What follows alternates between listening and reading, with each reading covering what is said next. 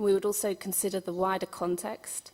So we'd think about what, why was the child removed from the family of origin in the first place? What's happening there? Has the child undergone any sort of treatment? If there was any signs of abuse, etc., or trauma? What are the legal components? Is there a care order already in place, in which case the contact will need to be enforced, but then what would be the most useful way of doing that, and the most beneficial and least harmful way of doing that, and who's driving the contact? Sometimes contact issues are not necessarily around contact with biological parents, but maybe contact with siblings who have been placed, or extended family members, particularly grandparents, etc. And there are different types of contacts, so we'll also consider these in our recommendations. And here are some indirect types of contact. Letterbox is probably the most frequent form of contact used in the UK, which is where the communication is via letters, which are exchanged in the social services offices, so that addresses, etc., aren't revealed to one another. And you can see some of the benefits and cons here. Another type of contact is sort of much more indirect, but considered life story work. This is quite a common term used in the UK. Lots of children who are in foster care or have been adopted will have spent some time either with a social worker or a mental health specialist going through their life story and trying to form a cohesive and comprehensive narrative of why they are where they are now and why they're not with their biological families. And we've spoken quite a lot yesterday about more cultural contact. So for children who have been adopted internationally or are involved in inter-race adoptions, having some contact with their culture and understanding their heritage from that perspective.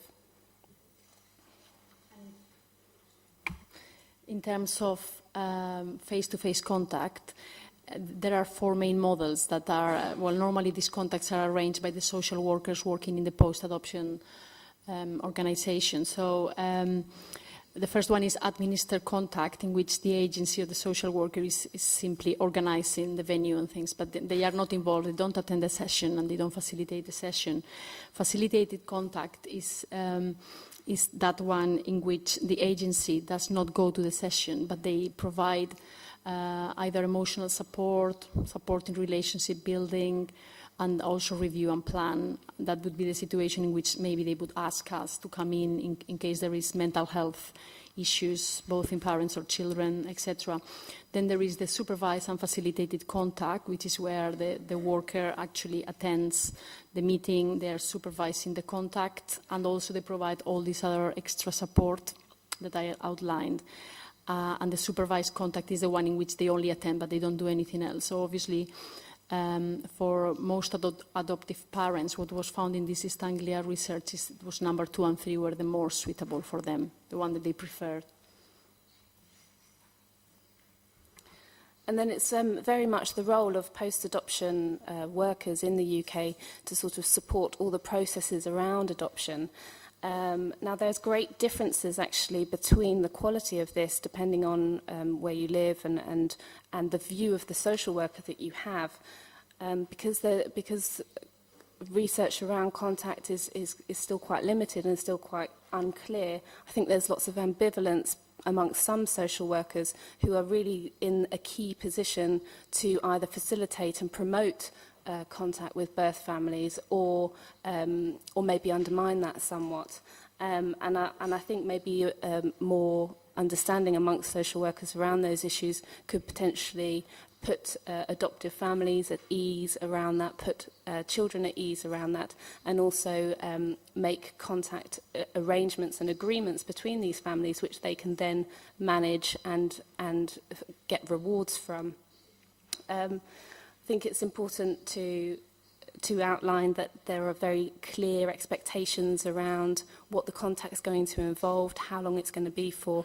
And we spoke yesterday about some, I think Rita, you mentioned about some sort of people wanting to escalate their contact with their birth children who'd then gone in contact with them, and how that can, you know, raise issues of anxiety, etc. So stipulating exactly the boundaries around the contact can be useful for all involved. And also supporting both birth families and adoptive families in preparing for adoption. And we spoke yesterday again of the hidden anxieties and the ghosts that are around with this, and that those are very normal experiences to have. And I think post-adoption support workers are very well placed to address those very natural worries with both birth families and adoptive families, and then to facilitate that process.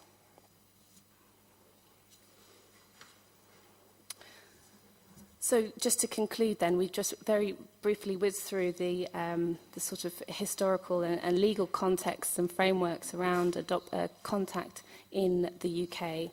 And we've spoken about the benefits that contact can have, but highlighted that the research currently is quite limited, and that contact is certainly not a situation where one cap fits all, so to speak. We've spoken about the fact that there's different types of contact, but that particularly in the cases of potentially abusive histories or mental health issues, that thorough assessments are needed to inform and make recommendations of contacts.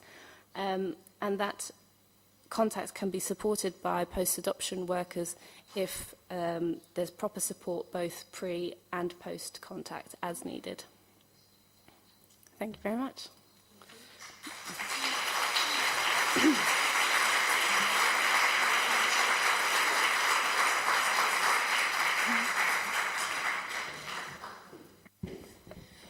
Muchas gracias por vuestra presentación. Vamos a, no sé si alguien tiene alguna pregunta para hacer.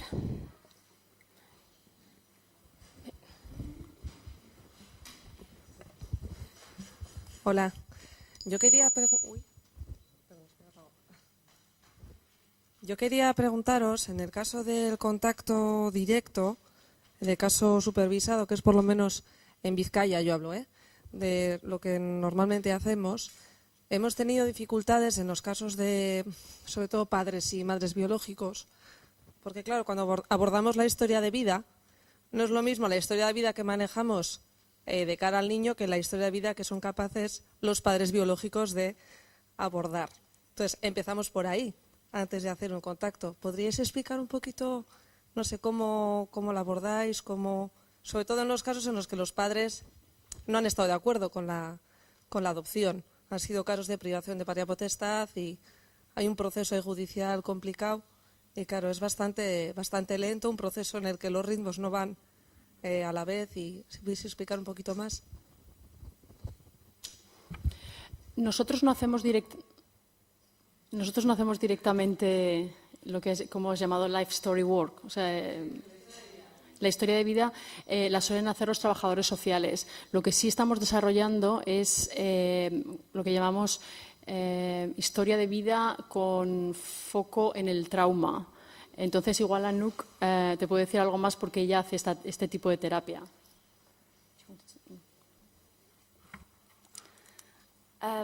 Yes, it's a very good question, and I think that your narrative that you provide your child is going to change as the child grows older, and their thinking around what's happened to them is going to change.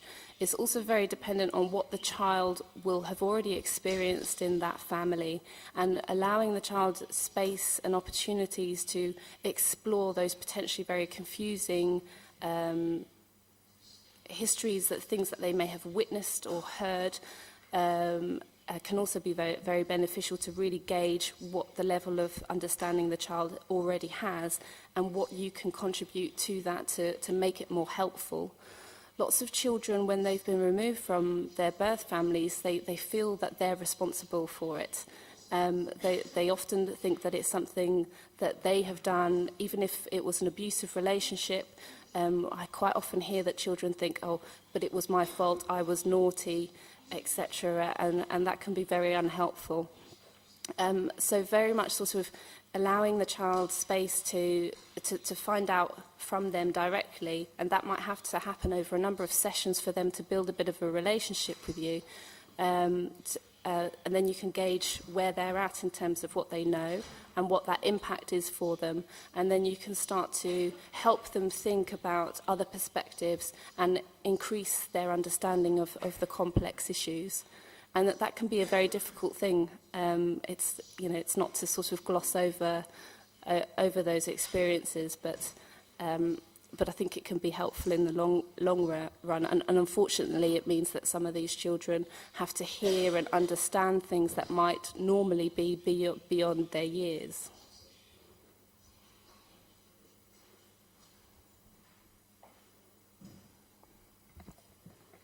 No sé si hay alguna otra pregunta. ¿No? Pues bueno, si no hay más preguntas, creo que... ¿Sí, Diana? Ah.